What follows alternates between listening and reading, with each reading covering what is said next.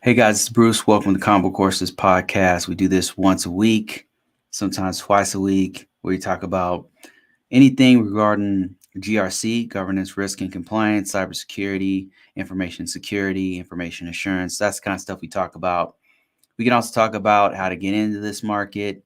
This is all coming from the perspective of somebody who's been doing this for over 20 years, specifically with security for the public sector and the private sector, meaning for companies out there who have traded stock out there, Fortune 500 companies, but also with the government, Department of Defense, NASA, and other organizations in the U.S. government. So if you have any questions about getting into cybersecurity, this is a great opportunity to ask questions about how to get into IT and security. I've been doing this for quite some time.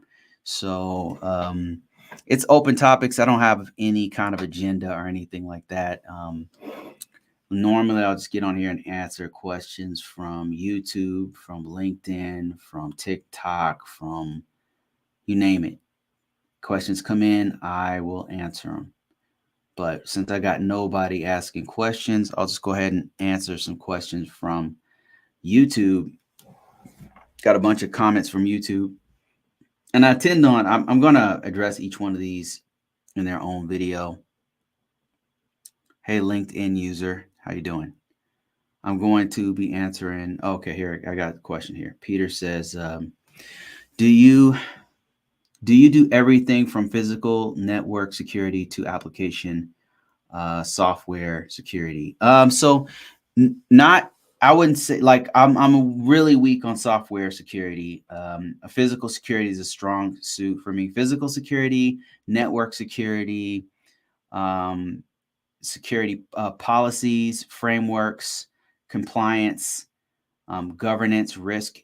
Those things I'm mostly proficient on, but I am weak on certain things. Like I'm pretty weak on like application security. I just don't know a lot about it. Um, I've done a little bit of it, but not enough to like get a job in doing that. Just that. Cloud, I'm pretty weak on cloud, which is pretty pathetic since everything's going to cloud. I mean, I really got to sharpen up my skills on cloud in general, cloud security, because the last 3 jobs has been cloud stuff. Um, it's a huge field. It's a huge field. So for me to sit here and say, "Oh, I know everything," no, I really don't. So I'm weak on cryptography. So I don't know anything about cryptography. I mean, except I know like the difference between RSA and Delphi Hellman or something like that. More importantly, I know where to find the resources for that stuff, but I'm not a crypto guy, cryptography guy. Pen testing, I know some stuff, but I'm not like you wouldn't hire me as a lead for pen testing, but I could manage it. My strong suits are compliance and cybersecurity analyst work. So those are 2 things that I could just hit the ground. If they put me in a company somewhere, and that's what I did, I could really help them out. So, but if they put me in a job doing software security, nah, I'm not.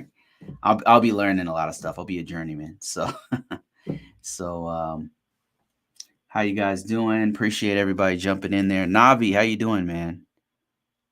Oh wow, what?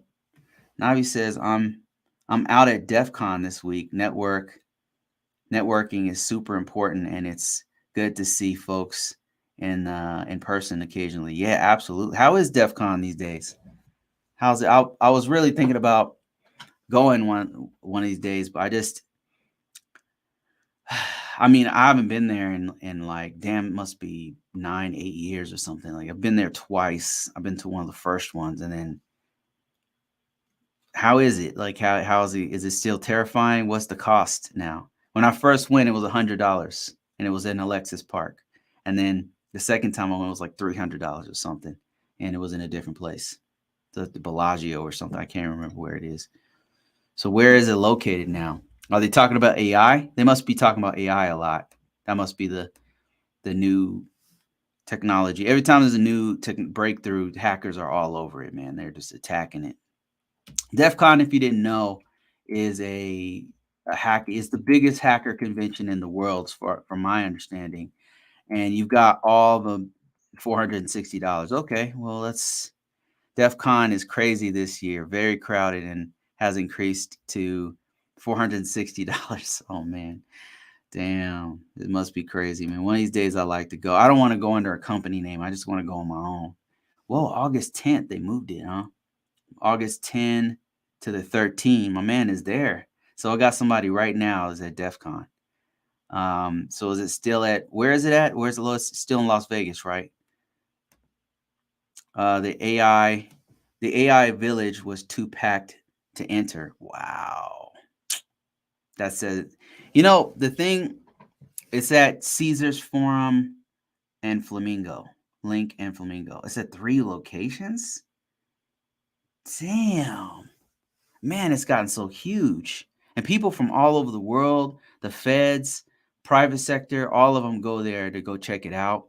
And what I've learned from what I've seen over the years, some of the biggest breakthroughs in vulnerabilities and threats will make themselves known in DEF CON. Either a speaker will address it, or it'll be on the floor, somebody doing it.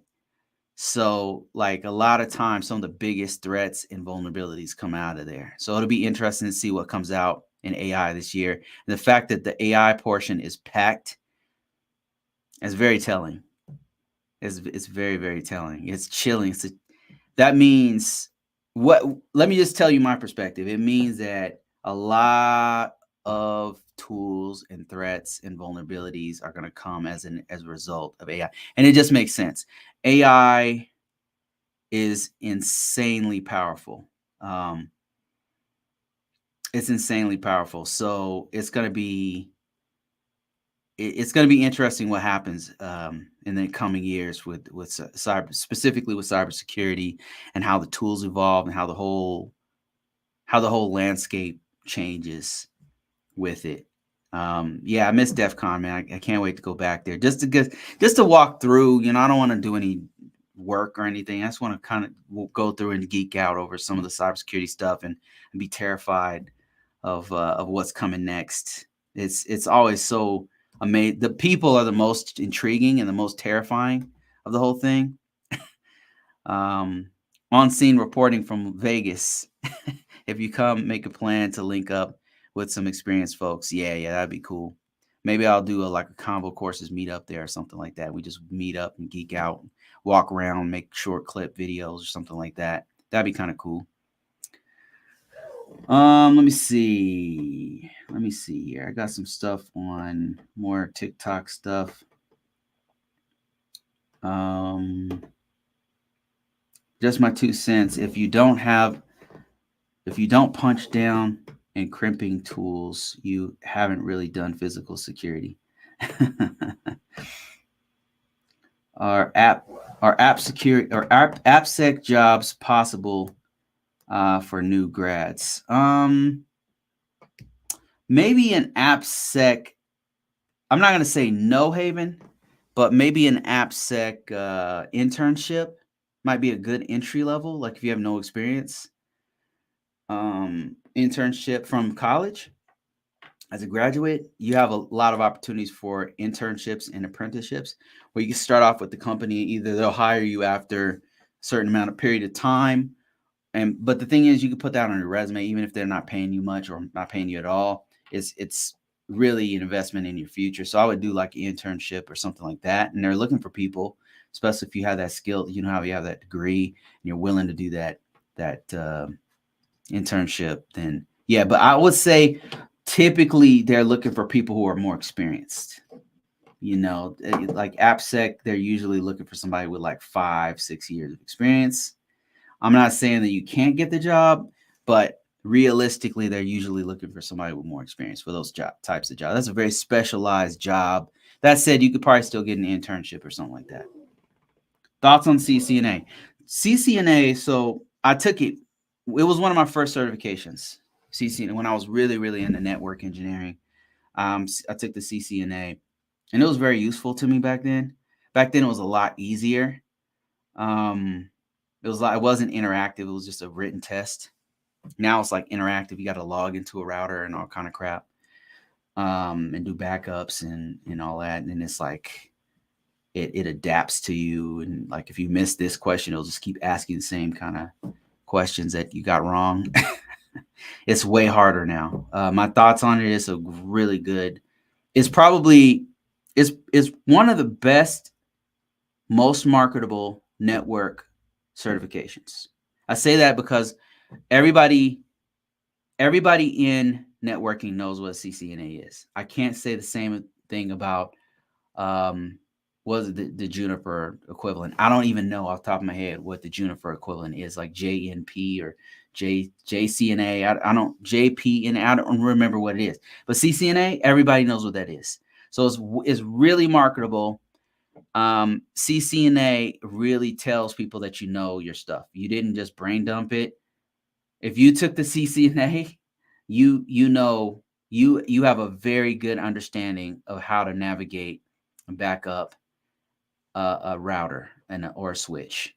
So CCNA is fire. It's one of the top certifications because it's just well known, very marketable, and it's a really good step to a professional level cert. It's not considered a professional level cert, but it's very hard. The first time I took it, I passed it.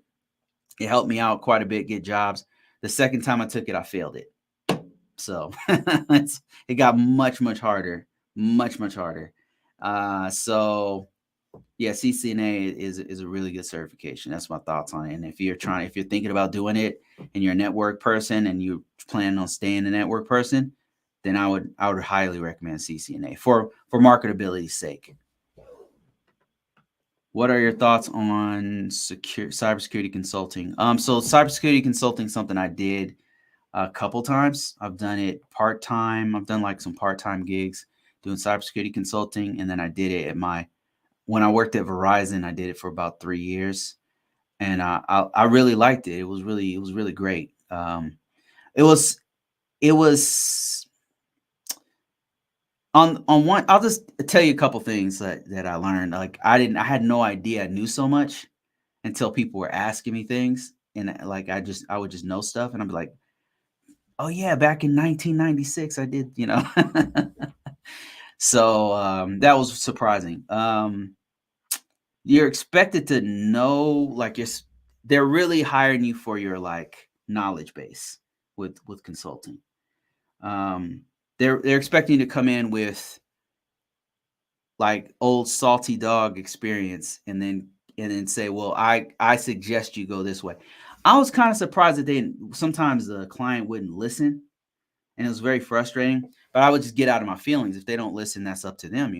I'm consulting them. I'm just telling them, hey, this is what you should do, but you don't have to do anything I say. You know what I mean? I don't say that, but I just tell them, here's what you should do, and here's why you should do it, and it was backed up by data. And then the really great things, if you're in a great organization, like I was in a great organization, so they gave us the infrastructure. So even if you weren't in for 20 years, if you were in for like, if you were just a sharp dude and you were in for only 3 years, they gave you all the tools and everything that you needed to be successful. So, and all the data, like you wouldn't just go into a meeting with a CEO or CIO or something without something to back up your claims or back up your suggestions. You'd come in with like a risk report. You'd come in with scans, analyzed, broken down so that they know here's what you should focus on. Here's the top priority stuff. You come in with threat analysis type stuff to say, okay, in your industry, here's the thing that's attacked the most, and here's where you should focus your time, because we know that retail stores are being attacked with phishing attacks like that. And then you say, here's where you guys are with your phishing campaign, and here's where you should focus. You do stuff like that, right? It will be backed up by data, so that by the time the meeting was done, what can they say? Like, you just showed them all the data, so they're not arguing with you. They're not taking your word for it only. They're looking at the data. And I was just lucky enough to have a group of people a program that focused on the data and was results driven, so that you would just show them you would take their baby and like, see, your baby's ugly. See, as you could see, there's you would explain it by data, it would be there. So consulting was great. Like if I ever do it again, probably I do it on my own. Like for those one-offs were for me more fun. I would do like information security stuff for like small companies, and I would do it for like 3 months or 4 months or whatever. That for me, that was way more. It was less stress and stuff. It was really cool. Thanks for the hearts and stuff, guys. I appreciate it. Here on TikTok. If you guys didn't know, I'm on TikTok. I'm on Facebook. I'm on LinkedIn, and I do these once a week. I'm not going to be on here too long today, but I do these once a week, sometimes twice a week, and it's just open topics. Any questions that you have from an insider. I'm a cybersecurity guy. I'm an author. I wrote a whole bunch of cybersecurity books. If you're interested in that, I've got courses and stuff. I just put them out there. Just put this information out there for free, like tons and tons of information for free. If you go on ConvoCourses, ConvoCourses YouTube channel, that's where most of my stuff is. But also my site, ConvoCourses.com, has a lot of stuff you want to deep dive. If you're more serious about this craft and you're like trying to go deeper, then go to ConvoCourses.net, ConvoCourses.com, and then you'll see like discounts on courses, and maybe there's some free stuff you can try to like mess around with it, see if this is something you want to do. But let me see. How much does it cost to attend? How much does it? I'm assuming you mean the DEF CON. So DEF CON, we were talking about this earlier. DEF CON is the largest hacker convention on planet Earth. Started in like the early 90s, mid 90s by a dude named Jeff Moss, who was this 14-year-old hacker. He was a teenager, a young teenager, who started in like the 90s. And this dude went on to not only found DEF CON, but I think he worked for one of the presidential, I think he worked for the Obama administration, if I'm not mistaken. Like the dude's no joke. Like mad flowers to that guy. He's a brilliant dude. He's a coordinator. He's a doer. He's an action taker. So that guy, like, look him up. His name is Jeff Moss. Incredible dude, and surrounded by a bunch of incredible, brilliant minds. There's people in there who are stars, who go there or who are very well respected from the government, from the public sector, and they go and they talk about different threats and vulnerabilities and things. Very important, and it tends to make the news after. You'll notice, like right after DEF CON ends on the 13th. It's in Las Vegas. It ends on the 13th. What you'll notice is like all of these different news articles will start coming out about all these threats and vulnerabilities from Microsoft, from Cisco, from all the major players, HP, Android phones, Apple, all of these different things will start popping out starting now. And all this stuff, a lot comes from DEF CON. All these people all coming together, all these industry greats from cybersecurity all come together, and they just share thoughts on different threats and stuff. And once they start talking, you find out sometimes the threats are much worse or not as bad, or there's certain patches or something that can fix it. And it's a way to kind of keep the industry straight, and it's a way to get on top of the bleeding edge of cybersecurity on all fronts, not just hacking, by the way, but it goes into compliance. It goes in. I'm sure it's going to talk about AI and all these other emerging technologies and stuff. But how much does it cost to attend? Is cash at the door right now is $460 according to Navi. And then there's another one, like I think back to back, either before it or after it, called the Black Hat, and that one's like $2,000. Normally, that's a company, that's a B2B type function where companies will send their people there to attend that one. The Black Hat's pretty important too, but it's more in line with the industry, and they're not trying to like ruffle feathers. Whereas DEF CON doesn't give a damn. They don't give a damn, man. Which you got to have that checks and balances. So the closer you can get to the Black Hat portion of cybersecurity, I think the better we can secure our organizations and our own data, our own personal private information. Navi says if the attendance fee is too expensive, there are usually volunteer opportunities to waive the fees. Some organizations also give scholarships. Are you talking about DEF CON or Black Hat or both?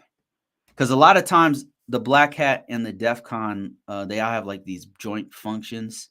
Well, like companies, what they'll do is they'll send their people to Black Hat and to DEF CON back to back, because there's so much information there. There's so much to get out of it. So it's really, if you're a cybersecurity person, you've never been, you got to go at least once. Only thing I would say is, whatever technology you take with you, make sure it's secure. Don't do your fucking taxes there. Don't take any private information there. Don't, be careful, because it's dangerous, man. They're hacking each other. Like it's dangerous. I wouldn't be nowhere near that area if you're not a hacker during, what days is it? From August 10th to the 13th. And he says it's at Caesar's Palace in Flamingo. I would not be anywhere near those places. I wouldn't use any of the ATMs. I wouldn't use any of the networks in the hotels. None of that. Use your own hotspot or something, man. Don't use their local networks. Don't chance it. Very dangerous. Very, very dangerous. Oh, Navi says volunteer stuff for DEF CON only, from direct knowledge. Oh, okay, that's awesome, man. I didn't know that.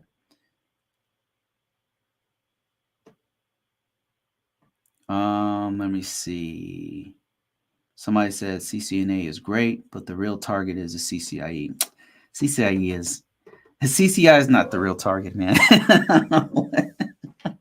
CCIE is one of the hardest certifications of all times. Not everybody's going to do that one. That's an expert level advanced certification that cost. I remember one time I talked to one of my old network engineering buddies, and he was a CCNP, which is a professional level cert, which is pretty hard. And I said, "Hey man, are you going to take the CCIE?" And he just looked at me like I was a dumbass. He's like, "Man, you don't just wake up in the morning and say, I'm going to take the CCIE." He said it's hella hard. It's expensive. It's like $2,000. There's only a few places on earth you can take it. There's a practical exam, a written exam. Anybody can walk off the street and take it. They're like, I dare you. I double dare you to come take this. It's like taking the bar. Come in off the street and take this if you want to. There's no, like, CISSP has a bar. Like, you have to have 3, 4, 5 years of experience or something, and somebody has to endorse you. And the reason why they do that is because they're trying to make it so that only people with experience can come in. But CCIE is so arrogant. They say, look, I don't care who you are. Just walk in, take the test. I fucking dare you. I fucking dare you to take this test. That's what they're saying. So it's CCIE is no joke, man. No joke. That said, you can do it. Go for it. I dare you. Let me see here. Got more. CCNA or Network Plus. CCNA. If you're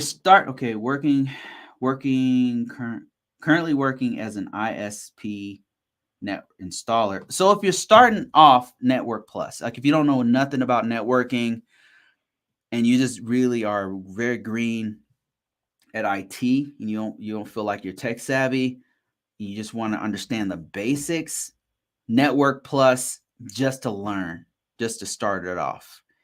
And then after you feel comfortable, if you're not entry level, like you don't need to take the the CompTIA A plus or the CompTIA Network Plus. If you're not green, if you're not coming off the super new, don't worry about those. If you're not new, like that's for people who are very, very new to IT in general. But if that's you, yeah, go ahead, go for it. Take the Network Pluses. It's not a most marketable certification in the world, but it's going to teach you some stuff. It's very, very it's very low level for a networker, for networking, network engineering. CCNA though, that's the target right there for entry level type. People want to level up, then yeah, that's where you want to go. I think there's a certification within Cisco because it's a vendor level cert. The CCNA is a vendor level cert. That's another kind of a bad thing about it. But there's a cert before you get to the CCNA. So you might even want to take that instead of the Network Plus. So, but ISP tech installer, that job lends itself to do network engineering. So you're thinking, you're going in the right direction with your thinking there, because that you're already connecting people directly to the physical, like you're physically connecting people to the network, and now you're gonna start learning about the logical breakdown of network of the networks. So, all right, let me see who else we got here. More questions, more comments. Nabi says hacked folks end up on the wall of sheep. Redacted credentials get posted. Yeah, so what Navi's talking about is when you go to DEF CON, they have something called the wall of sheep. And it's for people who don't secure their wireless. They use WEP. Don't secure their password. They're using the same password over and over again, and they're using very, very easy passwords. They're not securing their ports on their system. They're just connecting to any wireless out there and giving their credentials away. They're going to put in secure information on sites that don't have TLS, any kind of encryption on them. Doing their banking at an unencrypted location in places like TEFCON. And what happens is hackers are constantly, they don't even have to do anything. They'll write a script that finds you. That's how crazy it is. They have a bot that'll sit somewhere, they'll hide it somewhere, and then it'll just collect data, right? And it'll gather as much information as it can from, let's say, people connecting to a network hotspot that they think is Starbucks. And they're putting their credentials in, and it's grabbing all those credentials, and it's posting on something called a wall of sheep. The wall of sheep is like this big 10-foot display that they put in the middle of the room that has everybody that they've hacked at the convention. And when I was there, they hacked somebody doing their taxes at the convention, and they put the dude's taxes on the wall. They redacted the guy's credentials. They didn't put his social security number. They took all the, his actual name out, but they said, "Hey, look, this dude's doing his taxes here." Ha ha ha ha ha ha ha. They laughed at the guy. I mean, it's brutal, man. It's a cold world, and it's harsh. Is learning cybersecurity hard? I think it depends on where you're coming from with it. I'd say if you're coming out of this from scratch, like if you don't know, like you're not a geek, you work in retail, you worked in the restaurant, hotel industry, you don't know anything about this, but you're intrigued, right? It's gonna be a long road. And when you first start, there's a really big learning curve because you got to learn information technology first and all the terminology. And the thing is when you first start, it feels like they're speaking another language because there's all of these acronyms and there's all this jargon and stuff. And it's the only way for us to talk to each other. Like when you're very technical, it's the only way to explain what's going on. I mean, you have to make words to actually explain this stuff. And those are the words. So you have to learn that terminology, those words, those acronyms. You have to learn that. So the learning curve is really steep. And then the concepts as well. It's not like, there's a couple of things that I say that are difficult. Like not everybody can really do it. Programming is really not for everybody, right? It's just not. What else? I would say hardcore mathematics, I would say it's just not for everybody. Like everybody's not going to get that. Everybody's not. It's like learning a hard language like Chinese. Like it's just not, like everybody's not going to get there. They can try. They can learn some of the basics. You can learn ni hao. You can learn, the basics of code or whatever, but you're probably not going to be the best coder in the world. You know what I mean? But cybersecurity and information technology is such a broad field that it has something for everybody. You've got customer service. You've got compliance, which is what I do. You've got different levels and layers of vulnerability management. You've got different levels of penetration testing. It's such a broad field that there's something for everybody. So on a whole, it'd be like me asking you, is learning healthcare, the healthcare industry, difficult? Well, it depends on whether you're trying to be an anesthesiologist or a certified nursing assistant. There's levels to this. And that's the same thing I say about IT and cybersecurity. It's a very broad field. So if you ask me if it was hard to be a cryptographer, so somebody who actually creates crypto or crypto analyst, somebody who breaks down, who has to crack the code on crypto and encryption, that's hella hard. It's hella hard. You got to know all kind of math proofs and stuff. It's hella hard. If you ask me if cybersecurity compliance is hard, I would say what the hard part is not the technical part for us, because we don't have to go super deep. The hard part is dealing with assholes.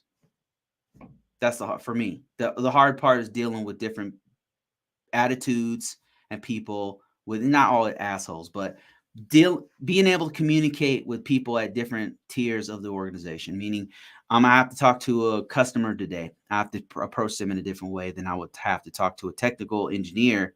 I might have to come do my homework before I talk to this technical engineer, because they're going to want me to be very specific with them and tell them exactly what needs to be fixed.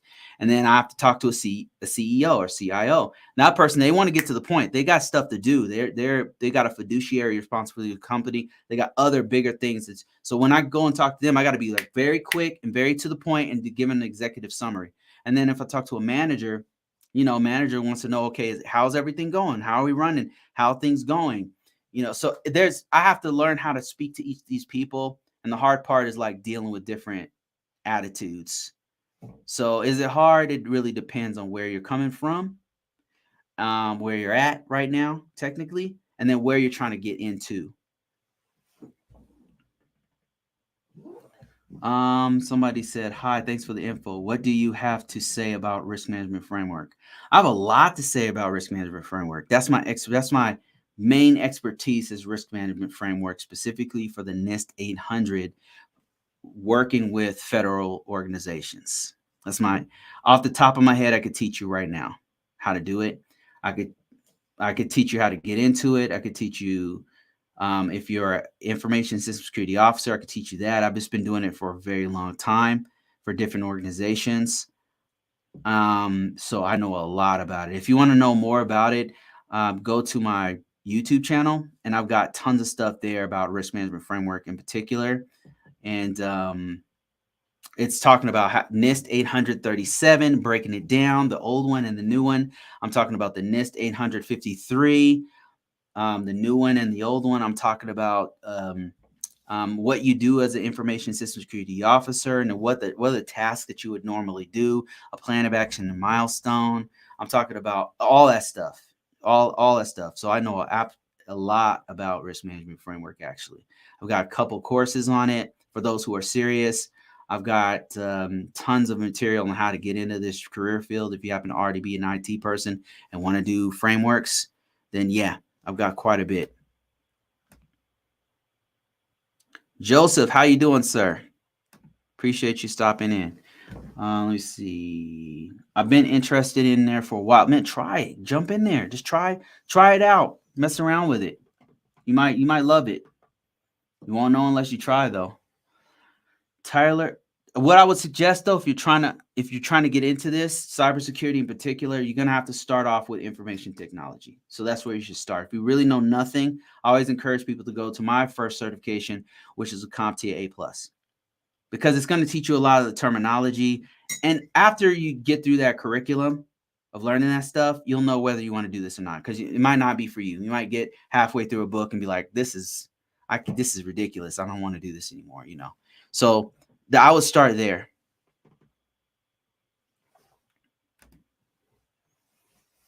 Mr. Umar says, hi, any advice for someone who doesn't have the money for certs but has skills, auditing, and risk work, and has documentation of learning the skills, for example, a blog and a YouTube channel?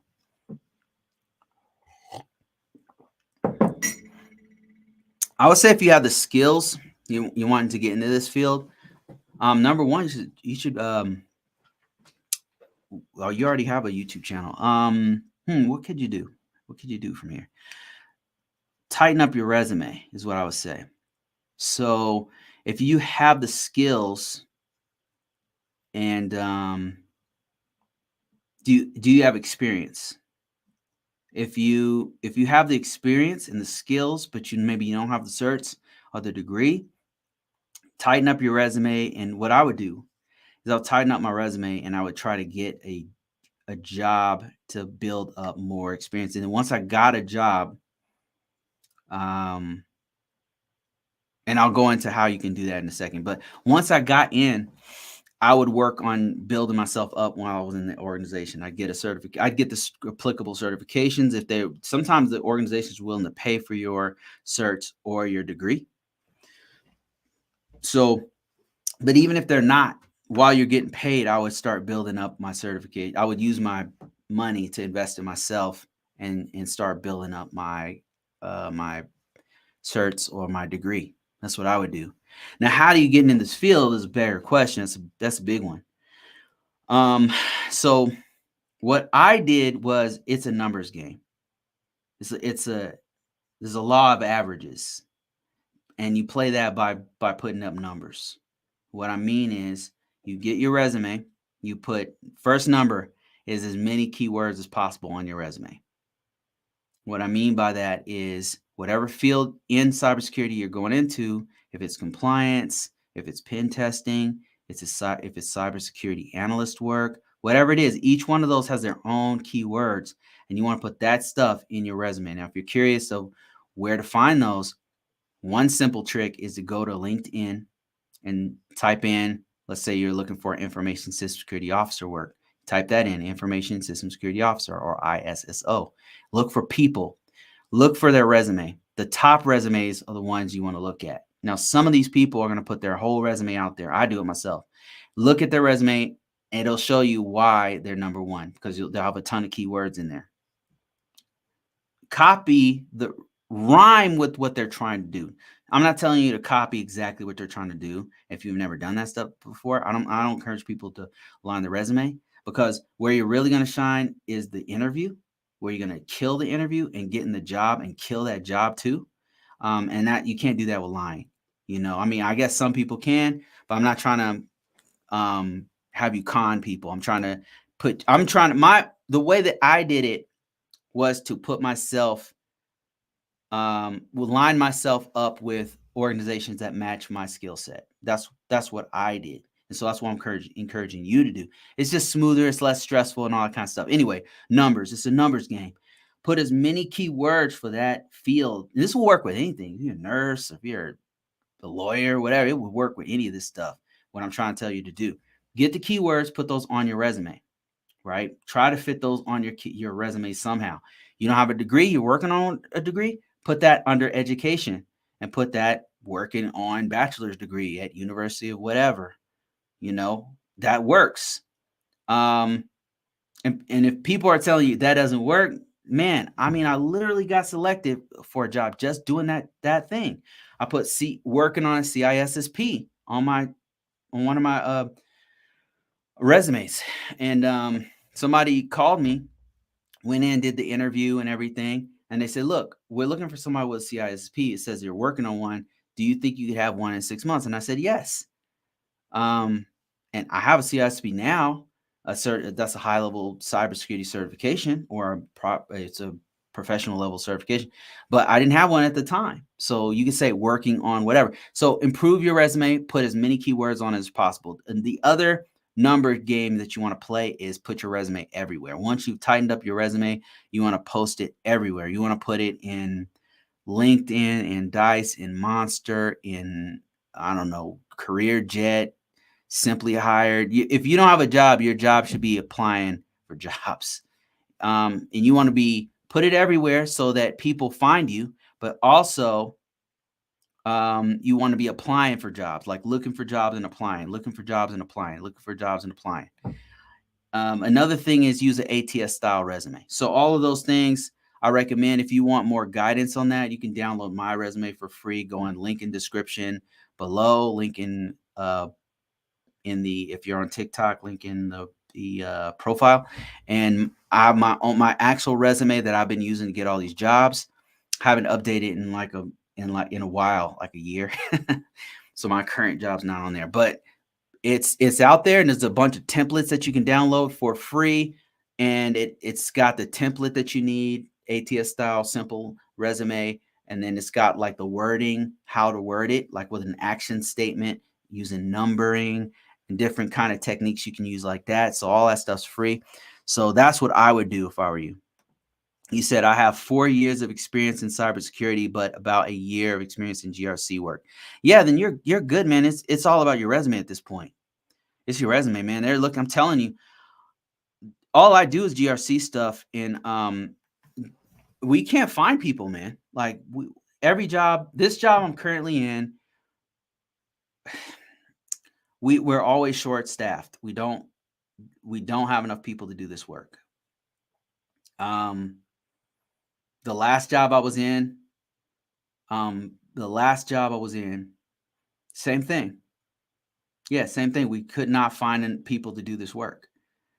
Another one was either you can't find people or you can't keep people. You can't keep people because they're always offered more money somewhere else. They're always offered more money as soon as they get a certain skill set, but they're gone. They're offered like 20,000 more somewhere else. Like you can't keep people, and there's not enough people doing it. And some of the jobs don't take foreign nationals. So that's another thing. And now if you happen to be a foreign national, you can still get one of these jobs because Americans don't want to do this stuff, man. So they do not, Americans are not trying to be engineers. They're not trying to be mathematicians. They're not trying to be technologists. None of that. I don't know what's going on. They want to be Instagram stars. They want to be influencers. They want to be, and more power to them. But I'm saying, all I'm saying is the market is starving for people like yourself who has this skill set. And you got to put it on your resume, though. You got to put what you do on your resume. Okay, I got another question on YouTube. Somebody said, what experience do I actually need to work as an information system security officer employee? What they're looking for is somebody who knows frameworks. For the federal government, they're looking for somebody who knows something called NIST 837. If you happen to have like 4 years of cybersecurity experience, or hell, you have a couple years of help desk experience, really, you could just go and read the NIST 837 and you'll be familiar with it, and you can put it on your resume. Say familiar with NIST 800. You read it, you understand it. If they ask you the question, be like, yeah, I understand it. I read it. I know how it was applied to an organization. You can say stuff like that because it will be true. If it's true, then you want to put it on a resume. Anyway, so what kinds of things? Frameworks. They're looking for frameworks. A lot of times, some of the tools that they're using. Well, okay, let's name a couple of frameworks. Besides NIST Risk Management Framework, they're looking for if you have any experience with any of the Department of Defense frameworks. And Department of Defense just uses NIST 800. So if you know NIST 800 frameworks, you're in. If you know NIST cybersecurity framework, that's another one that they're looking for. If you know ISO 27001 framework, that one's so closely related to NIST 800 that sometimes they'll even take that. Let me see what other frameworks. Sometimes HIPAA, that's very specialized, like for healthcare industries within the federal government. So sometimes that, but typically the main ones, top 3 is going to be NIST 800, NIST Cybersecurity Framework, CSF, ISO 27001 international standard, because it's very closely, it looks a lot like NIST 800. If you can understand that one, you can understand NIST 800. Those are the top 3 ones, I would say. Tools. So tools they're looking for you to have, they typically want you to know, a big one is content management systems. And a couple examples would be something called EMAS. There's one called Archer. There's another one called Exacta. There's one called CSAM. And these are all like acronyms.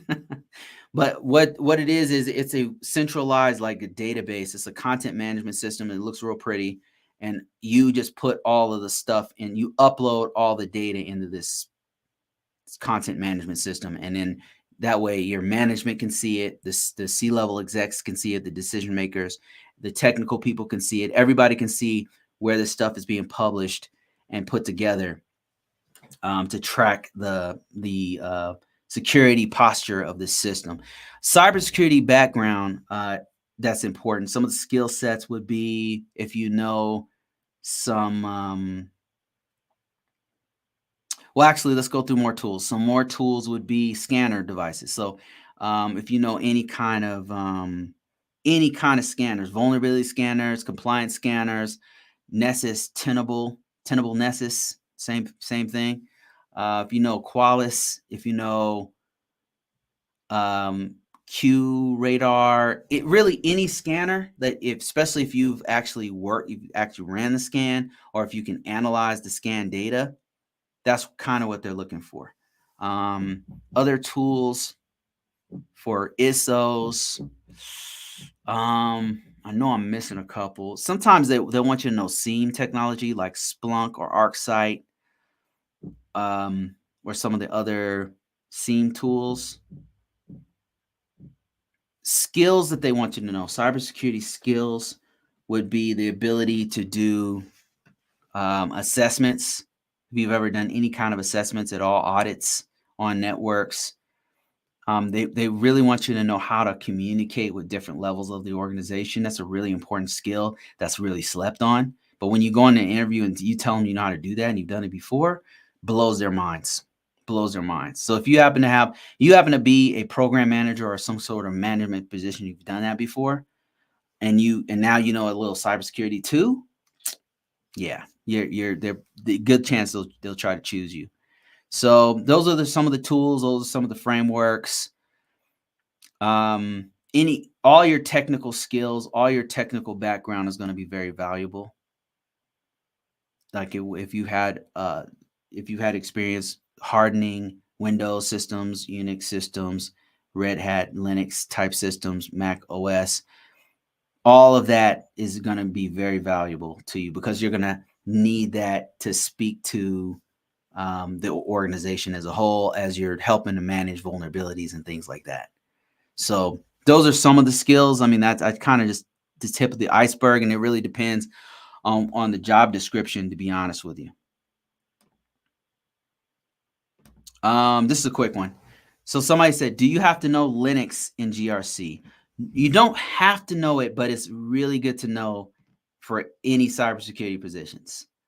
It's very, very, very good to know for any cybersecurity position. I'm on the fence about whether, I'm going to say you have to, you know what? I'm going to say you have to know some Linux to do cybersecurity in general.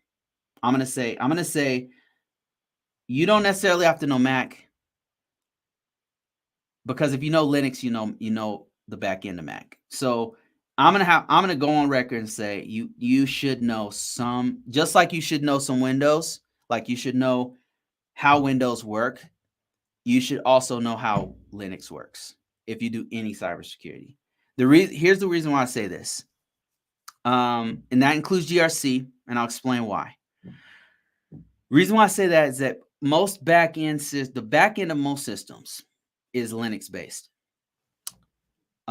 Juniper routers and switches Cisco routers and switches, Palo Alto firewalls, Cisco firewalls, a lot of ATM devices, actual ATM systems, gaming systems, a lot of servers, back end of servers, all Linux based, all Linux based. And when I say you need to know Linux, like I would say you should be able to navigate simple Linux commands. I don't think you have to know necessarily like how to do scripting. Like you probably don't have to know Perl or Python or go super deep into scripting languages that you could use on Linux. But I would say you should probably know how to navigate and know like how the infrastructure of that operating system is, just like you would need to know something about the operating system of Windows. It's just Linux is like a fundamental part of what we do, and it's in the background all the time. And as a risk management framework person, as a GRC person, you find yourself exposed to it quite a bit.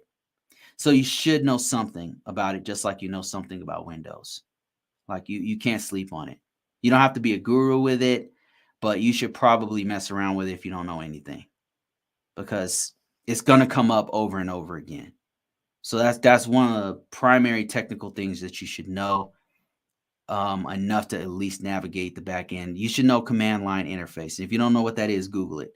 CLI, command line interface of you should know the command line interface and how to navigate the back end of a Windows system and a Linux system, and those two at the very least.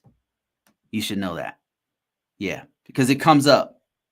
It will come up as a cybersecurity person. Now I've met people who are purely policy people and they weren't technical at all.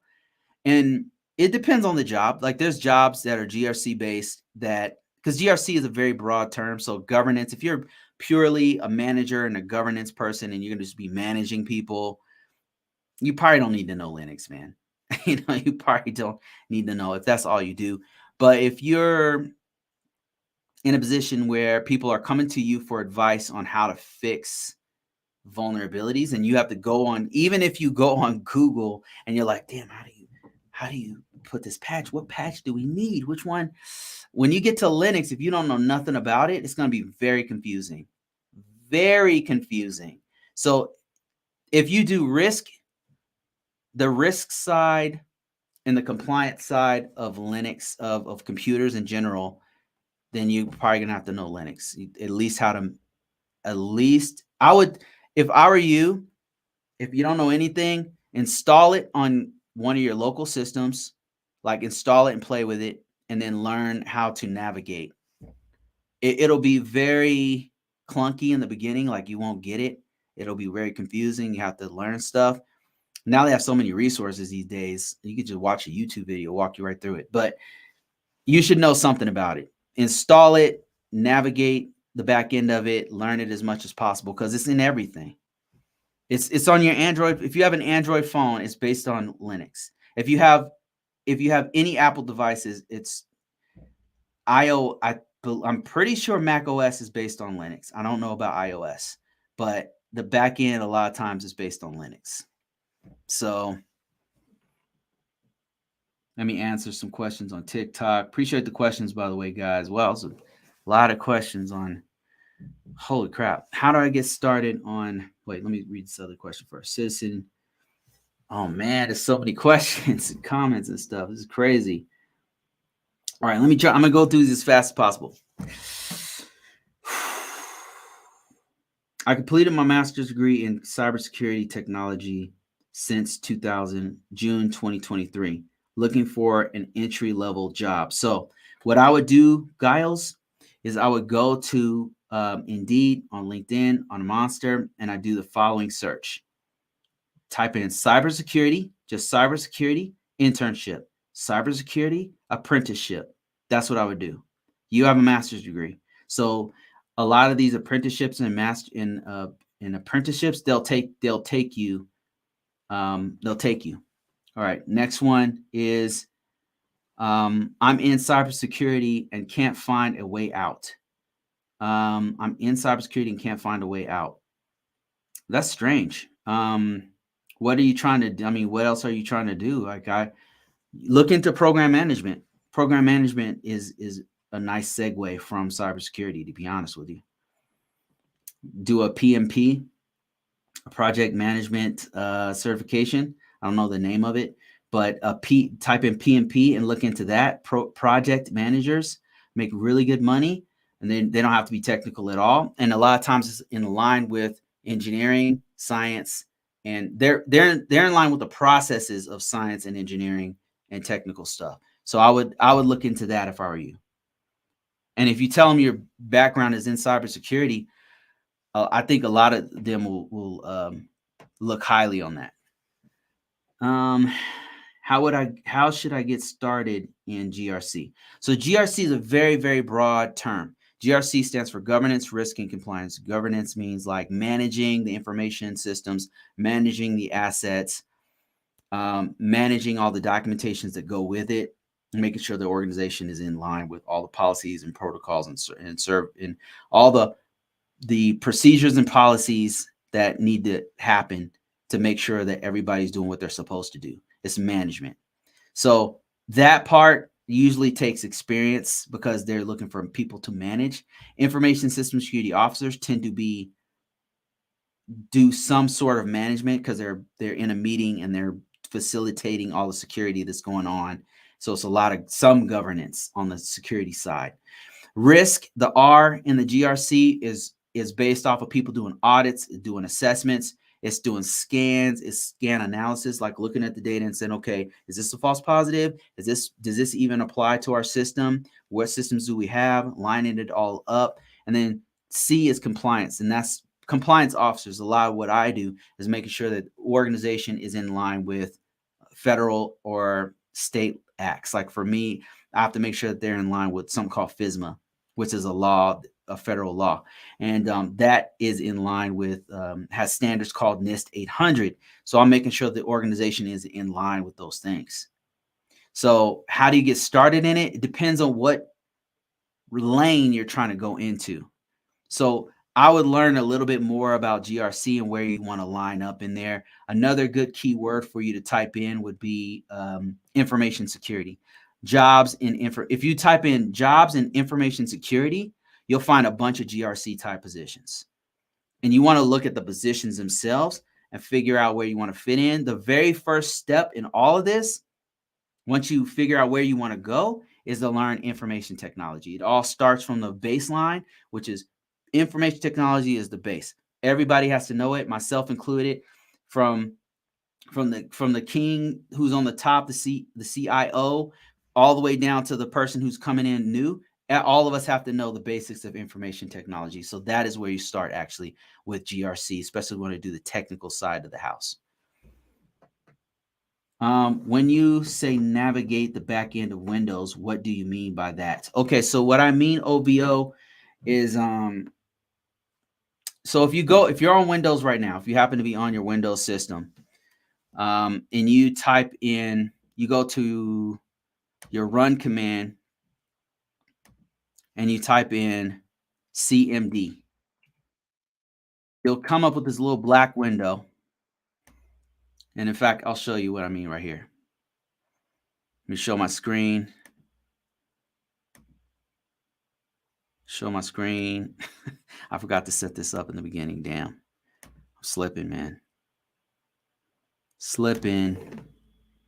But I think I can switch it over on so I'm on Windows right here. If you see this, my screen on if you're on TikTok, that's my screen right there. And this is Windows, believe it or not. This black screen is Windows. So see this right here?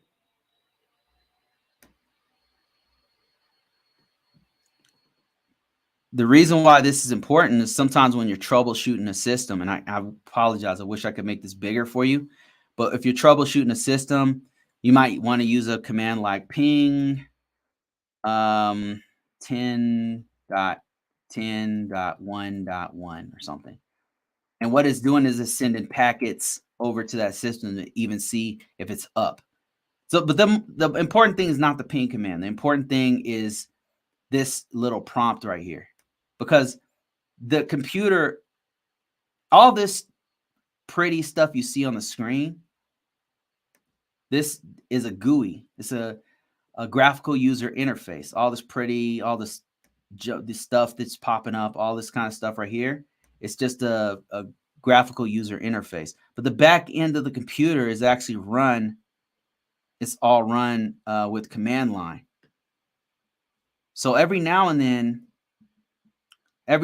you have to be able to navigate the back end of a system, because you ever got to a point where your computer just won't start? It won't start, and you don't know why. Well, there's ways you can go into the command line interface and fix it. But if you don't know, if you see that black screen, you panic and you're like, damn, I don't know what to do. You just won't be able to get very far, technically. You got to go from graphical user interface to being comfortable with the back end of any system, of Windows systems, and of Linux systems. That's what I mean by the back end of it. And maybe that's not the right terminology, but what I mean is graphical user is command line interface. Once you learn that, I mean, there's other things too, that like the registry keys and all that kind of stuff. The thing is, for GRC type stuff that I do, I don't really have to go that deep into it. I know about it. I can navigate in there. I can copy files if I need to, which I rarely do. But I'm saying like the basics of IT, you should know what it is, and you should be able to navigate in there. You should be able to do basic things in the back end of a Windows system. Basic things. And the more you know about IT, the more you'll know what I mean by back end of it, because it's not just command line interface. There's things that you can do in the behind the scenes of Windows to fix it, to back it up, to make users, to remove malware. You can reboot the system in safe mode and then remove viruses off of it. And that's like doing stuff in the back end of Windows. Let me see if there are any other questions. If you don't know what Chmod and Chon mean, you don't belong in cybersecurity. That's kind of what we're getting at, like making modifications and changing ownership on systems. Basic things are information technology type stuff that you should build on. Like, that's knowledge you should begin to build up that knowledge base to where you can do things. You'll be a more effective cybersecurity person if you know stuff like that, because it'll just make more sense to you, because all you're doing is you're helping to do access controls, and it becomes less of just a theory to you, access controls, and more of a practical use. So then when you're talking to the technical guys, you know exactly what they're talking about and exactly what they need to do. But all of that's based off of you having a very solid foundation as an IT person, information technology. How do computers work? How do we change the ownership of a file? What is a file? How do we define a file? Where does it sit on the storage? What is the difference between storage and memory and the CPU? What is the difference? How do they work together? Those are basic information technology things that once you know that, you become a more effective cybersecurity person, because you know that you need to protect all those components, and you know how they're supposed to work together. So if something happens weird, you're like, okay, what's going on with this? And it's not always you that's going to find that. It's usually not going to be you. It's going to be somebody on the team that finds that, and then you guys can put your heads together and say, okay, well, maybe it's this. But if you don't understand the basics of information technology, you won't be able to contribute to that talk. So that's kind of where I'm going at with the foundation of IT. Okay, I'm not gonna take that one. Just spin up a Linux VM on VMware or Oracle VirtualBox and learn Linux. Yeah, that's another way to do it. I think they even have some things you can do on the internet to where there's a virtualized. Yeah, actually, check this out. You can do it on ChatGPT has a Linux emulator. You can emulate Linux on ChatGPT. You could tell Linux to copy Red Hat. You could say Linux act as, you could say ChatGPT act as a Red Hat box when I type the @ symbol, and then allow me to navigate a emulation of a Linux system, and it'll do it. And then you can start practicing all kinds of commands there. You could tell it, hey, tell me the top 5 commands that I need to know for Linux. But the best thing you can do, though, is load it up for yourself using a VM, a virtual machine. Like VMware was one of my favorites to use, but there's also free versions of it as well. So you got a lot of different things you can do. There's really no excuse to do it. The only thing is time. Your time and efforts is really what's valuable here, because you can now find it anywhere for free, and it's just your time, and your time is very valuable in this. So if you go this route, like, be ready, because it's going to take some of your time to learn it.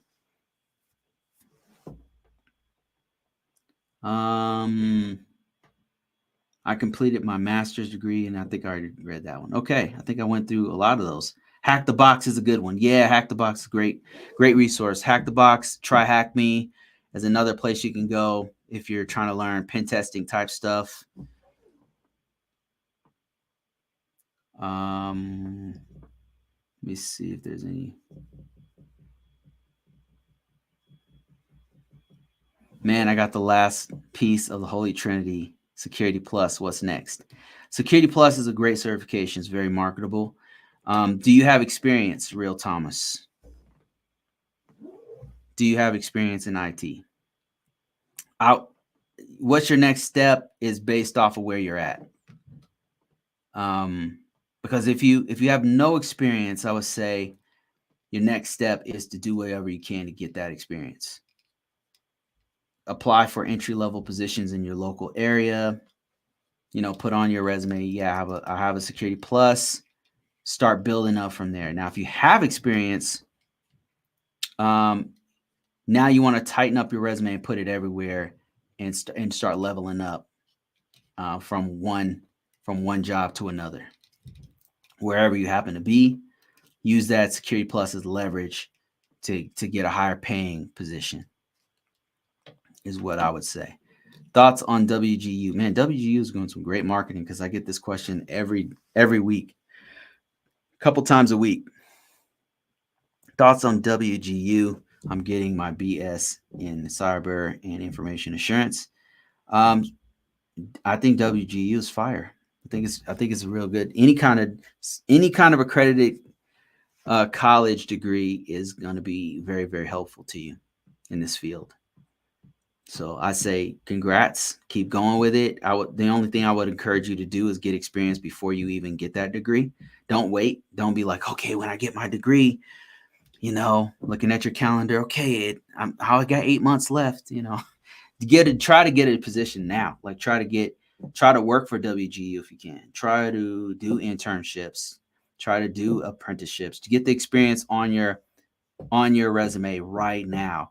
So that way, when you get that degree, that bachelor's degree, you also can put your experience on there as well. Do projects with it. If WGU has some kind of a project thing that you can volunteer and help out, or if they have any kind of B2B, some colleges will have like some sort of program that they have with local companies. Like they'll have some sort of a thing with DuPont, and they'll say, send me all your information assurance students, because we want them to learn with us. We want we want them to work with us, and we're also going to do some on-the-job training. That's the kind of stuff that you could put on your resume.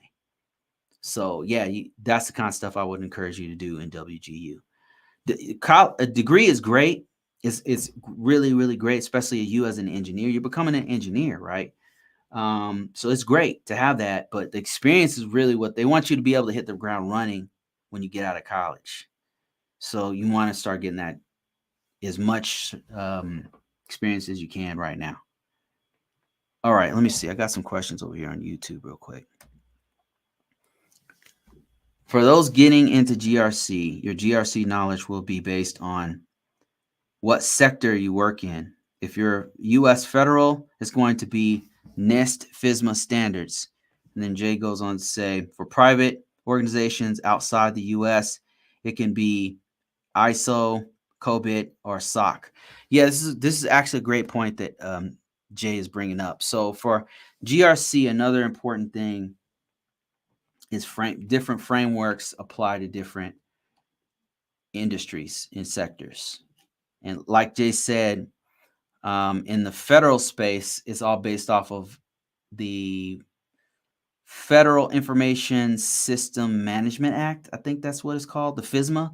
And that the FISMA law, I mix it up because it goes modernization. They have two different ones. One's from 2002 and one's from 2014. So it's kind of like I'm mixing it up in my head.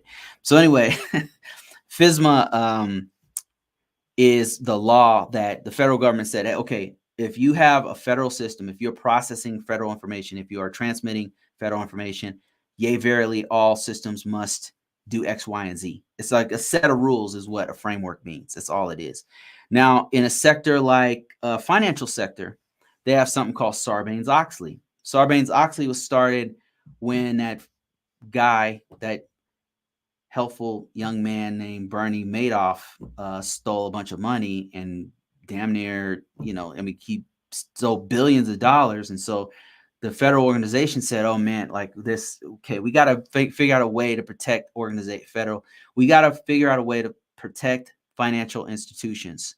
So they set all these laws to say, okay, it's not just IT stuff. It's a bunch of fiduciaries, it's a bunch of financial laws. But among all those hundreds of financial laws, they also have a set of cybersecurity control laws in Sarbanes-Oxley. And so if you work in a bank, if you work in a trust fund organization or some kind of fintech organization, where they're trading stocks or they're holding people's money or whatever, you might be subject to something called Sarbanes-Oxley, which has a set of rules that everyone who's doing that stuff needs to comply with.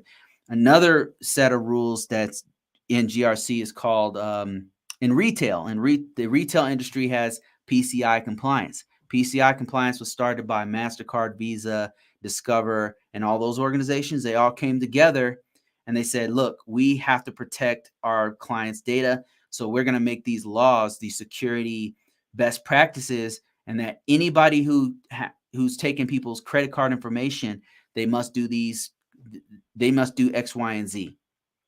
So GRC, if you're doing compliance and frameworks, especially the compliance portion of GRC, if whatever industry you're in, that is how they determine what framework that they're going to use. So healthcare uses HIPAA, and they use High Trust or whatever it's called.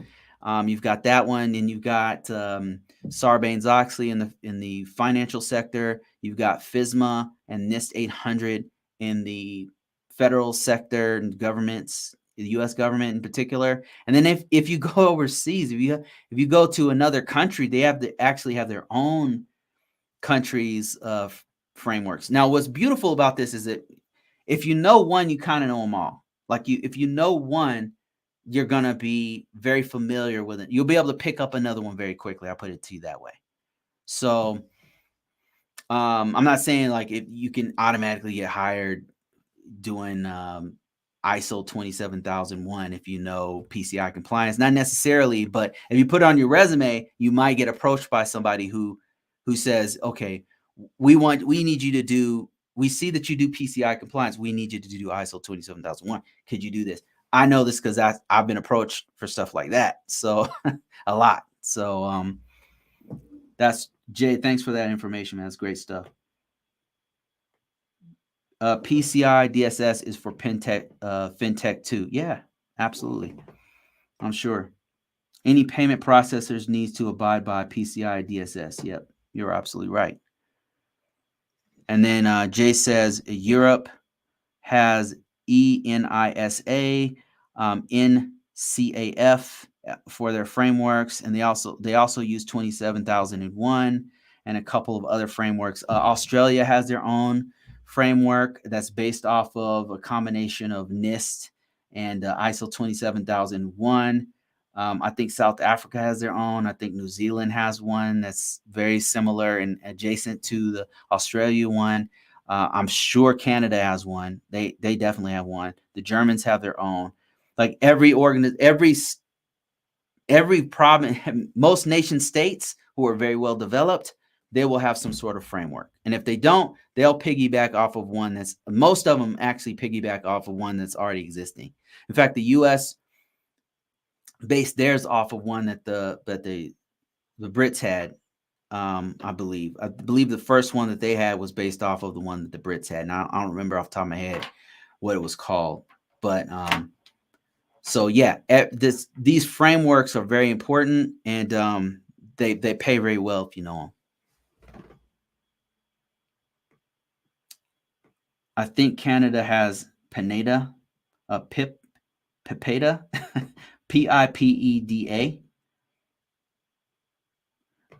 I think I'm going to get my CISSP.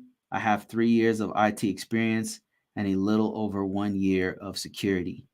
My bachelor's will waive the year requirement. That's great. Yeah, CISSP is a fire certification. It's a certification that had a huge impact on my money. It's one of those certifications, one of the few certifications I could point to and say that right there contributed to me making 15 to 20% more money a year. I mean, I could literally. And then another thing is so many more people contact me based off of CISP. The federal organizations know what it is around the world. Different industries that I named, from financial sector to retail, they all know what the CISP. It's a gold standard because everybody knows what it is. So it's a very good certification for money. Like it's not like CCNA. Like if you pass a CCNA, there's no doubt in anybody's mind you know how to back up a router or a switch from Cisco. But CISSP, you can't point to any one thing and say, okay, I know that this guy knows how to do X, Y, and Z, because it's just too broad. It's very, very broad.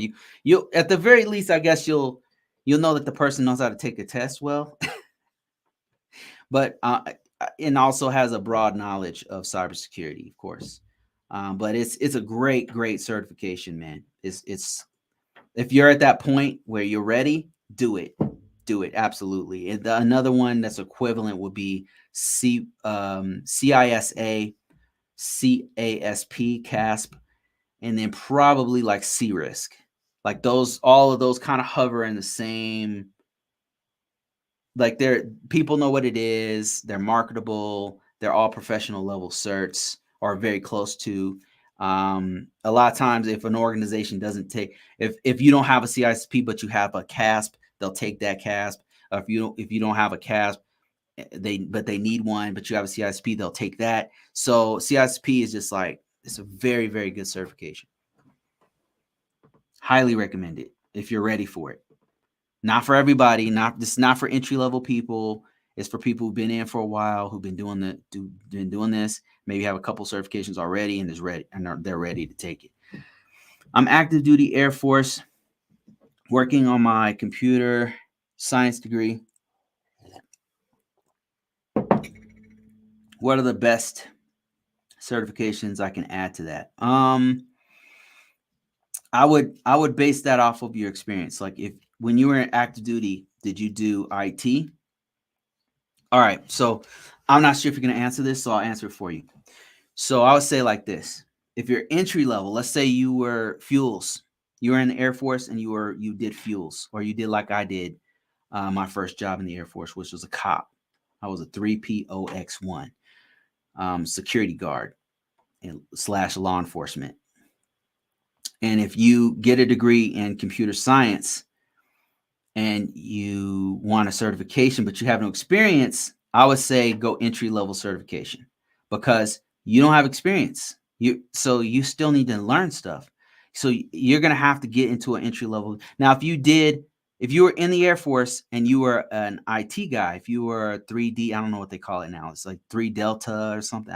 When I was in, it was a 3COX1. But now that you're doing it, I don't know the MOSs. I think it's a 3 Delta or something. If you did that for the time you were in the active duty Air Force,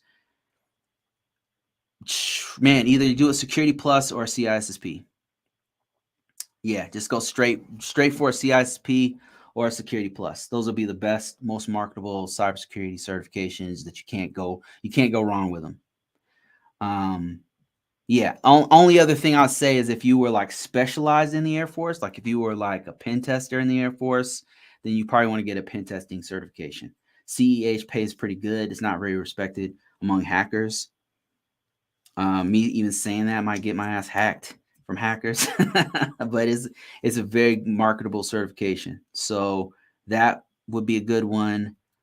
The top of the food chain would be an OSCP certification if you were specializing in that. So there's specializations that you can do that would be based off of what you were doing in cybersecurity. I hope that helps. Let me see here. I think I'm gonna call it quits here real soon, guys. But I got a couple more questions in me. Somebody asked me what's your current role in the industry. So first of all, the industry I'm in is the government. I'm in a 3-letter organization in the government, and I'm called an information system security officer. So what I do is make sure that overall I'm helping to manage the security posture of the system, of a system that I manage. So to put that in plain English, we have an idea of where all of our assets are, right? We have an idea of what we know. We have a big list of like the baseline. We know what systems are there. We know that they're all Linux systems. We know that there's 500 of them at 15 locations. We're monitoring them all the time. We know that there's certain patches on them, and all of them are at this certain patch level. We know that there's vulnerabilities, but we're working on fixing those. So it has a certain baseline of security that we're willing to live with. And so this is an ongoing, constant job, because what can happen at any time is like the vendor, let's say Red Hat, says, hey, we're changing, we're going to update all of our operating systems, and all the old ones are going to be obsolete, and you got until 8 months to fix those things. So we send out our system engineers to go, our system analysts, system administrators to go and fix those. They update the system, and now they got to put patches on them. And then there's patches always coming in. New vulnerabilities are being found. New threats are out there that exploit certain parts of our Red Hat systems. Maybe one of our sites goes down and we got to figure out why, what happened. Maybe we find out there was malware, and we have to figure out. I'm part of the team that says, okay, what happened? How did it go down? How can we remove that? So a lot of times what I do mostly is coordination. So I'll be coordinating with the system administrators, the guys in the field touching the system. I'll be coordinating with the network guys. I'll be coordinating with the system analyst guys who are constantly monitoring everything, and managers, upper level managers and mid-tier managers. I'm constantly coordinating with them on all these systems. Let's say we have 1,500 systems, and we have to manage all those and make sure that the risk level is something that we can all live with. Because the last thing we want is one of the systems to get exploited, has a hole in it because we didn't update it, we didn't patch it, and so now it has a virus, and that virus spreads to other systems or something like that. So my main job is to coordinate with stakeholders. I do a lot of meetings. It's a lot of analyzing lots and lots of data of what's going on in the entire environment because I'm on this huge environment. So that's mainly what I do. And it's all of this stuff is in line with something called the risk management framework process. And we're constantly monitoring all those systems and making sure that they have a certain level of security that's on them. It's not just patching because I'm not actually a person patching, but I might be the one who people contact because they'll say, hey, is this patch? What's going on with this? Can we install this? I'll be even sometimes the users will be in contact with me and say, hey, is it okay if we put this new application on there? And I have to figure out, okay, is this something that's in line with our security policy? So that's the kind of stuff that I do. It's a lot of coordination. I work as a security risk analyst. I want to be a SME on risk. Do I need to write CISA before CRISC? I don't know. I think I'm out of the loop on this one. I'm not sure what you would need to. I work as a security analyst, and I want to be a subject. Aren't you already? Do you mean? I think maybe I'm losing the context of your question. Do you mean you want to be a risk management type person, or? Because it sounds like you're already a subject matter expert on risk because you do security risk analyst work. And then I don't know what you mean by do I need to write CISA before CRISC? Is that two different questions, or I'm confused?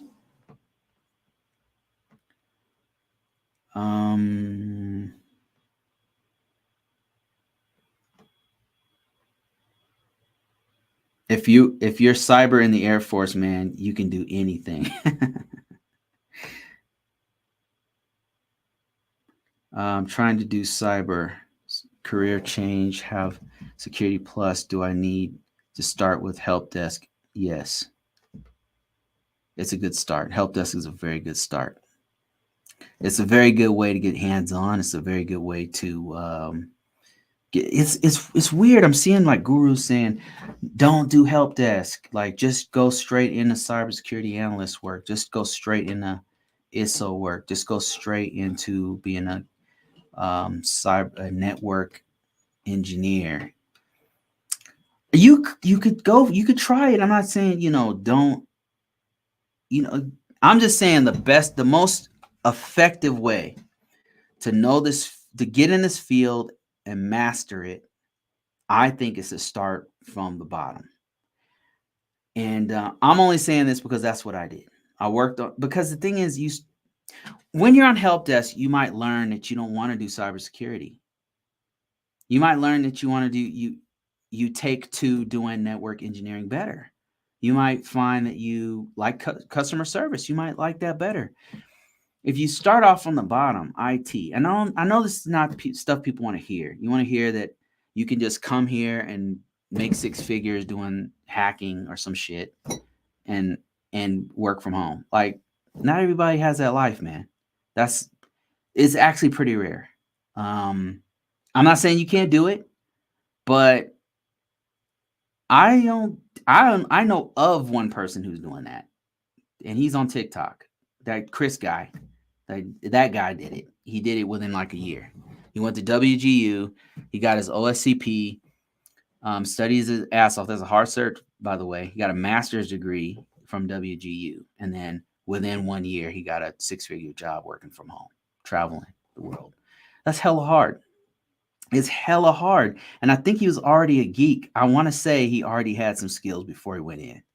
So I don't know where he started, but if I had to guess, I'd say he was already a geek. He was already doing some stuff, or he was already an IT guy. But the people who are talking to me are coming from like retail or hotel rent management or nursing, or they were a teacher and they're trying to get into this. And I'm telling you, you got to learn the basics first. You got to learn basic information technology.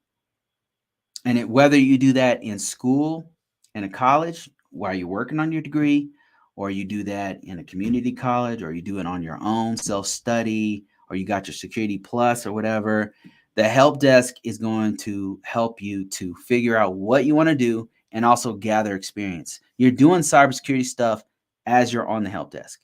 but you guys got to know what to put on your resume. All security stuff, you want to highlight that, put on your resume.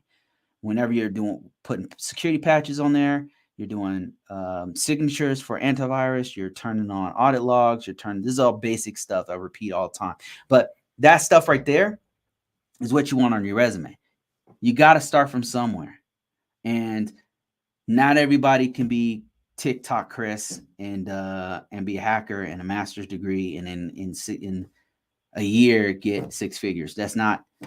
I think he already had those skills. There's another person, and she's making like 300,000 or something stupid, And I see her all the time, and she's a government. She's been doing the government. She'll like go overseas and make like that tax-free money and stuff. And she's on here. She's really big talking about stuff I'm talking about. And she'll be like, don't do A+ certification. Don't.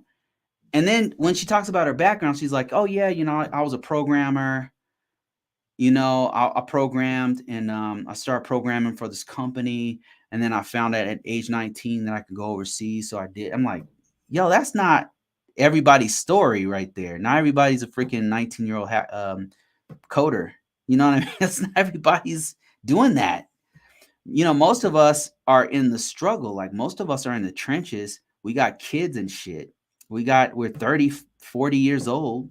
And we're like, damn, I've been doing this career. This cost of living in the US is stupid. Meanwhile, my buddy over here is doing cybersecurity, making six figures. That's what I want to do.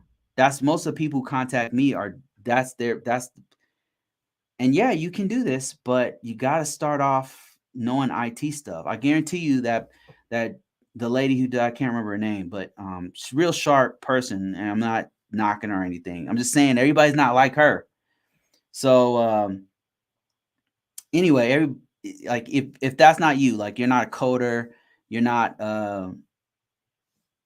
OSCP hacker Chris who got a master's degree in a year and got an OSCP in a year and then is now making six figures traveling the world. If that's not you and you got kids and you got a life, look, there's still a path for you. All right. Because this is me. Like I had a kid when I did all this stuff. I was in the military working full time. It was not easy. It was very hard. But I went and I got my degree. While I was working, I got certifications too. Man, I had nights when I didn't get sleep because my kid was like, 8 months. So sometimes wouldn't go to sleep through the night. Man, it was rough. But if I can do it, you can do it too. So I'm just telling you, you got to start off from the beginning, from the bottom, like which is help desk, basic technical jobs. Start there, build your resume up, then go on to the. If you want to, go for it. Go for a CCNA. Go for those other mid-tier CEH, and then try to get a job somewhere. You could try it, but I'm telling you, the best way to do it is start off where you are. That's just my advice.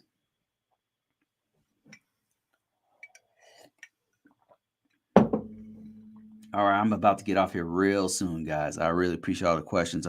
Thanks so much. Somebody, Chris on LinkedIn, on Indeed says, sir, do you have any hands-on desk practical? I don't know what you mean by that. Do you have any hands-on? Do you mean, do I have any hands-on practical teaching? For GRC, I don't. I'm thinking about making some course that's more hands-on.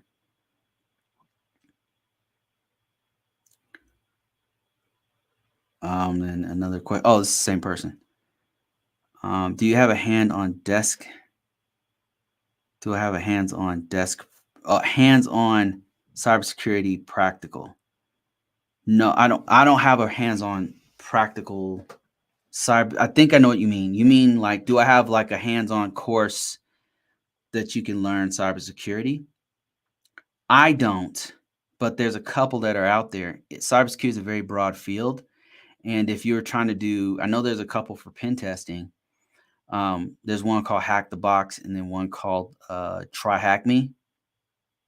And those are practical cybersecurity pen testing sites that you can go to that are like literally you're typing in, you're learning stuff as you go. Let me see other ones you can do. You can set things up at home. What a lot of people do is set up a lab in their house, and they'll say, for example, they'll set up like a Linux, an environment that has mixed operating systems. They'll set up a network in their house, and they'll have a Linux system, and they'll have some Windows systems and maybe a Mac system, and then have them all communicate, and then make one system be like a hacker box, like a Kali Linux box, and it hacks the Windows box. Is one of the things that people will do. And you don't even have to have a separate actual system. Like, I'm not talking about you have a PC 1, 2, and 3. You can do this virtually. You can do like a virtual system on VMware is a tool. Look up VMware, search VMware. It's not cheap. It's like $200 a year or something like that. But it's one of my favorite virtual machine systems. Another one's VirtualBox from Oracle, and I think that one might be free. And there's a couple of other ones. Another thing you can do for having hands-on type stuff is ChatGPT, actually. So ChatGPT has an emulator inside of it. You just tell ChatGPT to emulate that environment that you want, whatever it is, and it can do it. It can do it. It can do a lot of it. Mostly command line type stuff, but it's not gonna have GUIs popping up. It's not gonna be Windows, GUIs, but it can do a lot of back end like command line interface stuff. Like, it can emulate a Linux system. It can emulate any operating system in the last 20 years. It can emulate most firewall command line interface, most routers and switch command line interface. ChatGPT it's like magic, man. It feels like magic. It's crazy for learning IT. It's amazing. So I was thinking about doing a course where you have hands-on learning GRC stuff. Maybe I'll do that when I have more time. Let me see. Built multiple computers. Is that a good start for IT? Doing courses through Google? Doing Google courses good for certification? Yes, I would say it's a good way to learn. It's a good way to learn. That's kind of how I started, was just messing around building my own computers and stuff.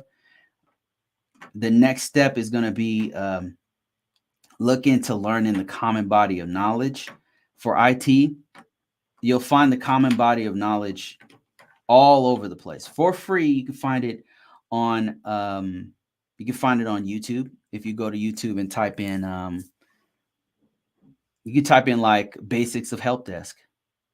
You could type that in. You could type in learning help desk basics, or you could type in learning IT basics. You could type in you could do that in ChatGPT too, and it'll tell you like a breakdown of every curriculum that you need to know. Some certifications that have a very good curriculum besides Google Support IT certifications. Another good curriculum would be Amazon. I mean, not Amazon. Well, actually, Amazon has a really good cloud certification that's entry level called AWS. I think it's called. Is it AWS? I don't remember what the name. ACP. Oh man, now I'm freaking having a brain fart here. Amazon Cloud certification. It's called AWS Cloud Trino. AWS Cloud Practitioner, ACP. My Lord, I totally forgot that. AWS Cloud Practitioner. So that's an entry-level certification. Another one, common body of knowledge, basic stuff would be, CompTIA. CompTIA has really good entry-level certs. What you're trying to do at this point, Bruz, is learn. Like, yes, you know how to build a computer. That's great. Now you know components. You kind of have an idea how they work. Now what you want to do is put all that stuff together and learn the landscape of IT. Now you want to get the big picture of what IT is and why there's a whole industry behind it. So you'll get that. And if you go to school, if you have the opportunity or money or resources and time to go to a community college or a state college or any kind of accredited college, they're going to give you the landscape of IT. It'll take much longer. You got to spend money, all that kind of stuff. And I'm not knocking it. I think it's great. My first job was data entry, temporary. Start where you are, right? I'm not knocking that job. Like, start where you are. From data entry, maybe look into database stuff. Like, when you're pulling data from somewhere, you're usually pulling it from the cloud or from a database. Maybe learn the back end of wherever you're pulling the data from. That's another thing that you could possibly do. Anyway, so other common body of knowledge that you can go besides college, accredited college, would be certifications. You say you already have a Security Plus. That's great. I think you said you have a Security Plus. Let me see. I think you said that. Did you say that? Did you say that, or am I mixing you up with somebody else? No. What? Okay. So Security Plus, if you don't already have it, is also a good CompTIA A Plus and Security Plus. I would recommend one of those. A Plus, if you really don't know anything about, if you know very little besides building computers, A Plus. If like, look through the curriculum and you'll know whether or not you want to do it. But Security Plus, very marketable, very good certification. So that's another place you can get common body of knowledge. Let me see. Where else can you get it? You're on the right path though, because you already have an IT job. You're already building your own computer. You're doing your own self-study. You're going the right path. You got the Google IT certification. Keep going. Keep going. I would recommend getting something a little bit more marketable as far as certifications. Google IT support is not as marketable, I should say. I'm not saying it's a bad certification, okay? I'm saying it's not as marketable as something like a Security Plus. CompTIA Security Plus is a very marketable certification. That's a marketable certification. I would argue A Plus is more marketable than Google IT support. More people know what it is. More people know what the CompTIA A Plus is. What other things can you do from here? Yeah, I would say that's probably the way to go. It depends on where you want to go with it. Do you have any idea like what direction you want to go with your IT career?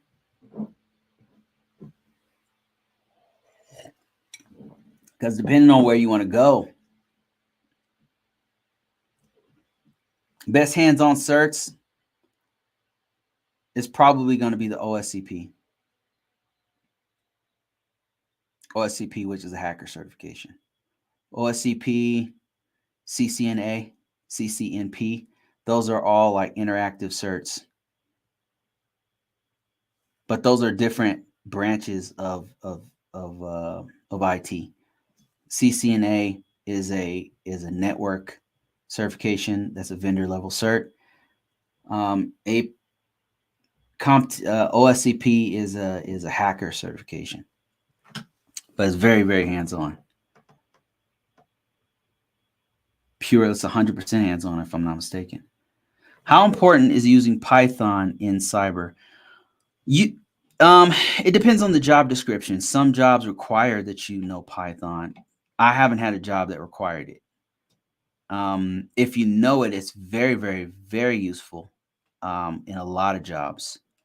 Like, for example, in my job right now, I'm not required to know it, but if I knew Python, sometimes I get these gigantic spreadsheets, and Python would allow me to take those spreadsheets and put them together or do something else with the data.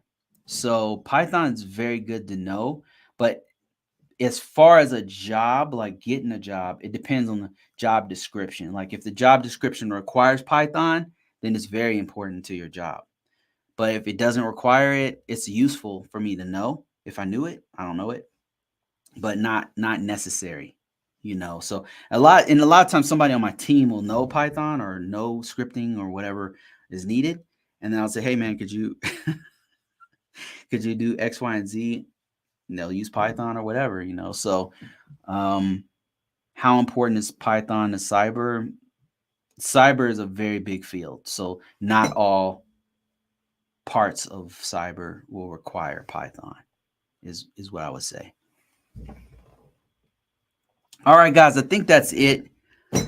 I've been talking for about 2 hours now. I really appreciate you guys. And everything that everybody, all the comments and stuff. Great questions, great session. Appreciate it. I'll try to do this tomorrow if I can. Put some time in on this thing. So be watching for that. If you guys didn't know, right now I've got a great deal on a book that I just wrote. If you're interested in cybersecurity at all, check it out. It's on, link is in description. It's like 99 cents. It was free last week. That's what I do to launch my books. I'll put them out for free. If you happen to be on my newsletter, I'll give it to you for free. Sometimes I'll be like, hey, Joe, here's a free book, man. Check it out. Could you give me a review? And I'll just do it just for people to give me a review. And sometimes people will be like, they'll read my book and be like, hey, man, there's a mistake on page 5. Like, oh, okay, my bad. I'll fix that. So that's it, guys. Thanks a lot. Thanks for watching. And I will see you guys hopefully tomorrow.